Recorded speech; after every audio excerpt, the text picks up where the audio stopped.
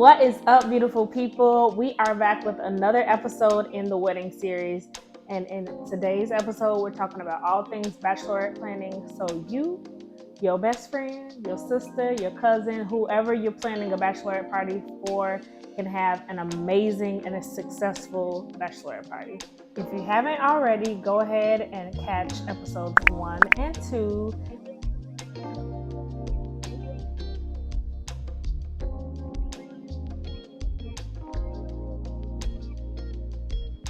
When planning a bachelorette party, there are so many possibilities for themes, ideas, decor, itinerary, which is awesome. But the downside is there are so many possibilities for themes, decor, location, just all the things. It can be so overwhelming. So I'm here to walk you through some of the ways that you can simplify all of the things that are going to come your way when planning a bachelorette party.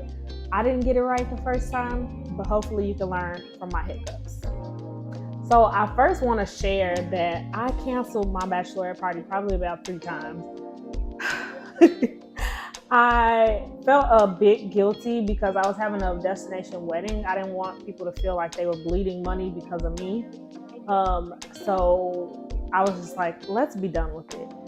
People started falling off of the list. I started to feel guilty, and it's safe to say that I was well overwhelmed. But I really, really did want to have a bachelorette party, and I didn't want to cancel it. So one of my friends actually was like, just go ahead with your plans and invite the people. If they can make it, they can. If not, don't worry about that. So I'm glad I did.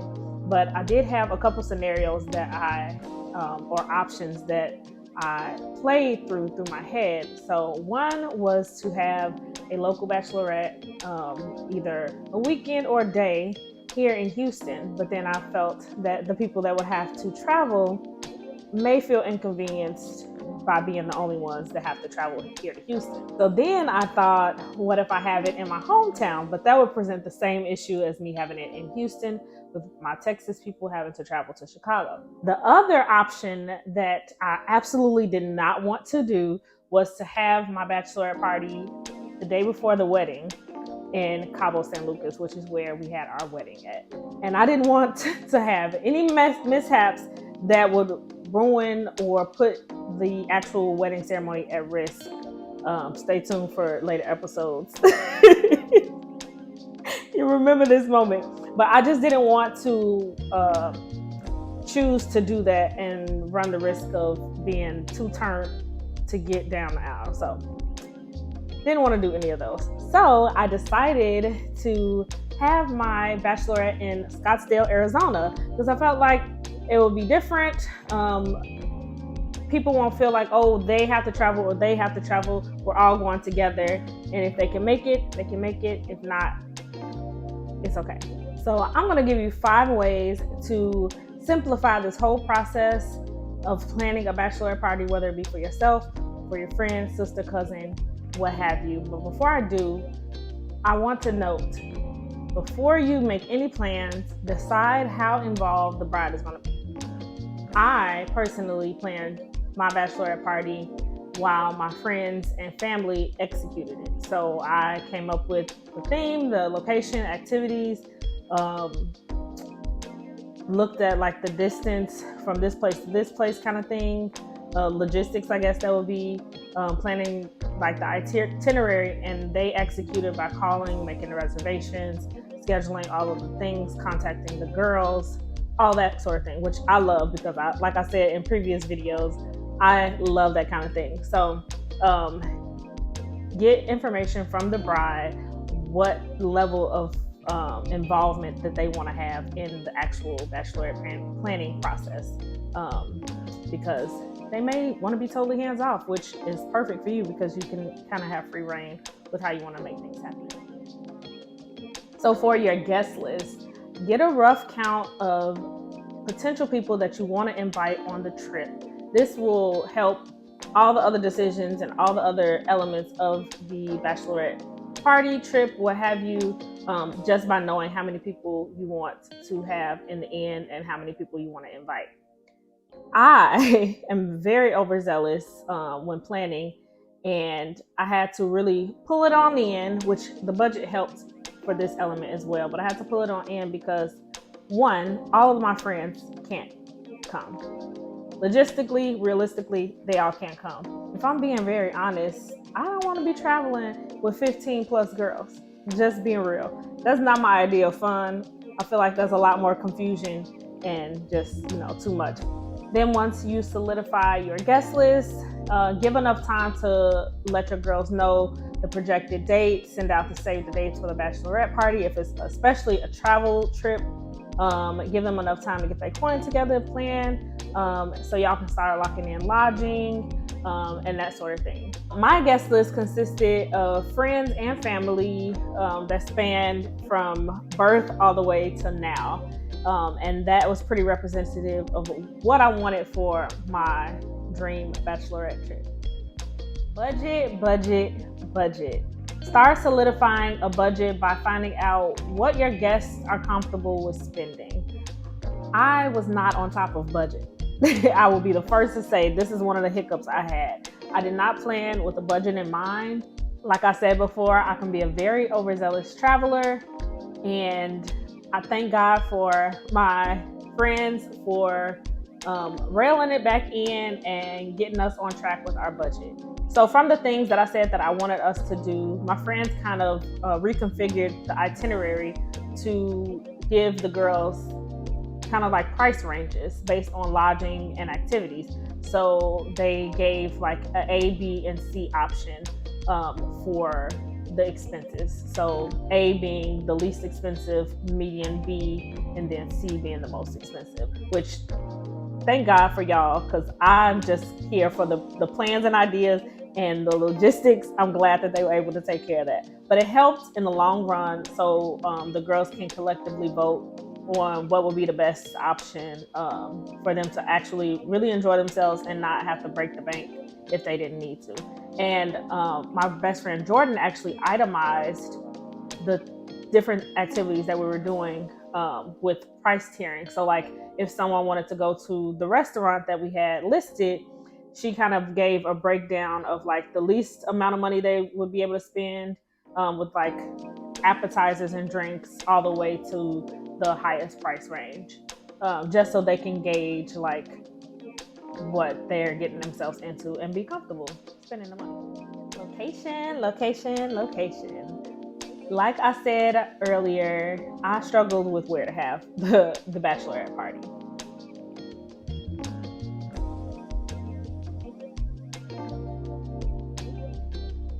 I had friends in different states, and I didn't want them to feel like one group had to travel and the others didn't. So we centralized in Scottsdale. It's a different place that most of the girls hadn't been to. So I was like, why not have the girls trip and we actually all travel to a different city and state? Okay, so this is my favorite part. I love a good theme. Y'all should know this about me by now. If this is your first time tuning in with me, go back and watch some videos so you know, especially in this wedding series, I love a good theme. So when it comes to themes, I had all the ideas. So I kind of centralized the theme under Throw It Back, but spelled like Bachelorette, weekend. So that is encompassing just my whole life journey up until now. So under the Throw It Back umbrella, we have the Drake themed pool party, which Drake was a part of my high school and college era, the fun times I had during that season of my life. So I had to incorporate that some kind of way. I had a boy crazy bar crawl, which teenage boy crush was like the guiding theme. And that throws it back to being in elementary school, having a crush on, mine was Sammy, but I was like, this is so cool because that encapsulates that part of my life when we were all crazy. So I encouraged the girls to think about their boy crush, and we actually got t-shirts that you'll see later of our actual boy crushes on the t-shirts. And I'll be sure to have all the vendors linked in this video and in the next video as well, when you actually get to see the full bachelorette party play out.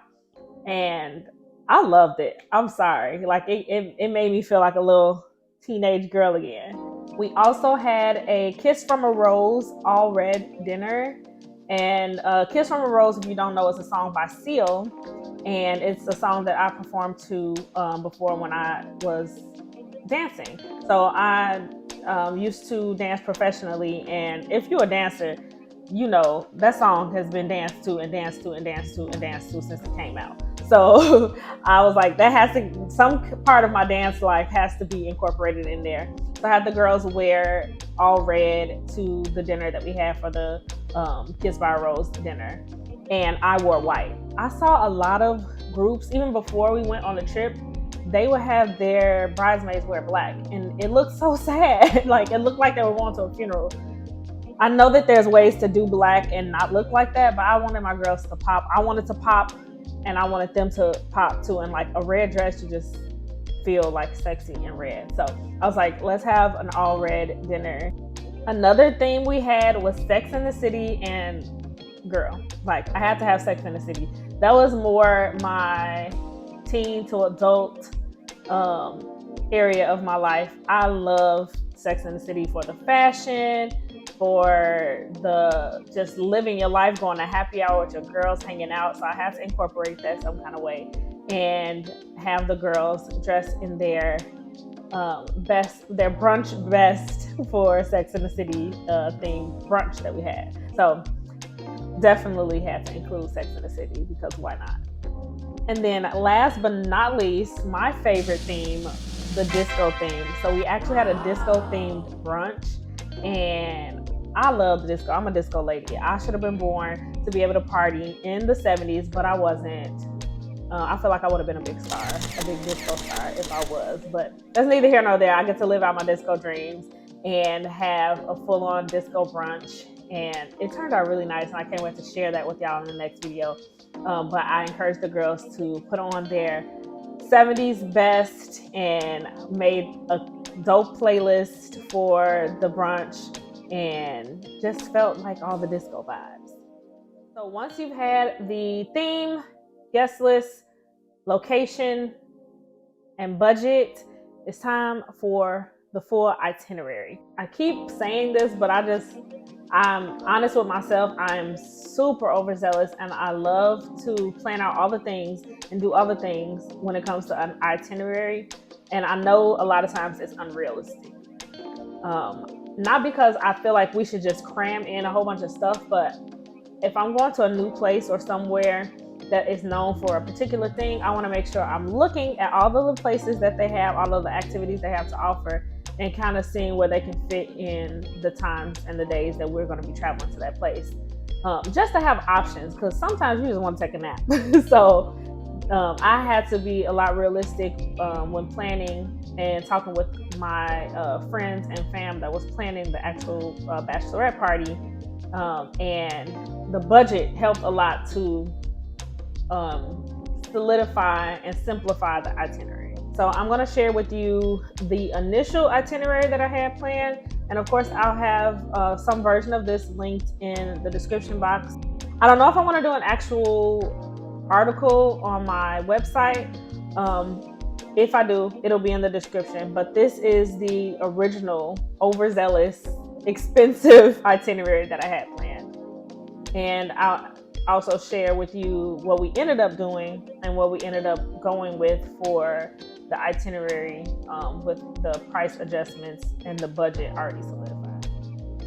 So if you don't have a friend that's totally obsessed with planning itineraries, being a travel agent for the group, then here are some super amazing resources that can help you out. That actually helped me out as well, even though I love this stuff. But these are some dope resources that can help you plan a really great girls trip or bachelorette party in general. The Batch app is really, really, really amazing for the total planning of a bachelorette party / girls trip from beginning to end. So they have resources based on location, and they literally give you ideas, themes, actual vendors and services in that area, and they give you the contact information. You can actually book through the app, and you can set out your itinerary and add your girls in, so you can use that as like your communication hub where everything lives. And some of the things you can like actually pay and have everybody divvy up the money for whatever the thing is in the app, which is really, really cool to have as a resource. Like, y'all, they have on there someone to come and stock your fridge, so you don't have to do like an Instacart order or try to get an Uber to deliver groceries. It'll be like in your Airbnb when you get there, which is super, super cool. I didn't use it, but it was a cool feature that they offer on the Batch app. Don't sleep on the hashtags, y'all. I was searching under all the hashtags: Bachelorette trip, girls trip, all the different themes that I was interested in on social media. I would literally search all of the hashtags to get some kind of idea as to like different themes and different things that I can do with all the ideas that I had, or even just to get ideas. Another big help was TikTok and YouTube. So TikTok, be careful. I went on TikTok when I actually knew the themes that I wanted, so I kind of searched them out in that way. This helped me to not be super overwhelmed with different ideas that are coming in, because TikTok will serve it up for you, okay? Like, I was still getting things for the Bachelorette trip even after we had came back. And then YouTube, I love to watch different Bachelorette trips and girls trips in general, just to see the different vibes and the fun that they were having. And then more specifically for Scottsdale, Arizona, to actually see like what activities they chose, if they even liked the stuff like that I had already planned, if it was a dub, if it was something that they would recommend, just to see what I'm getting myself into. And then making a Pinterest board, like, I know that seems like archaic, but it does help for inspiration purposes, just so you can have some idea of decor and outfit inspo. I knew my themes already, so it was a little bit easier for me when it came to the Pinterest side. I can go on there and pull images to put in my mood board that I made for the girls, so they can know like what kind of outfits to bring, what the vibes were for the different themes, which helped a lot. I hope that this really helped y'all if you're planning a girls trip or bachelorette party. If you have any questions or anything that you want to ask me about my experience, vendors, process, all that, go ahead and shoot me a message or leave it in the comments. In this episode, I want you to comment where your ultimate girls trip destination is. Like, where do you want to go with you and your girls and just live it up? Dream big, like not the cutesy stuff. Like, what's the dream ultimate girls trip destination for you? Let me know in the comments so we can chit chat.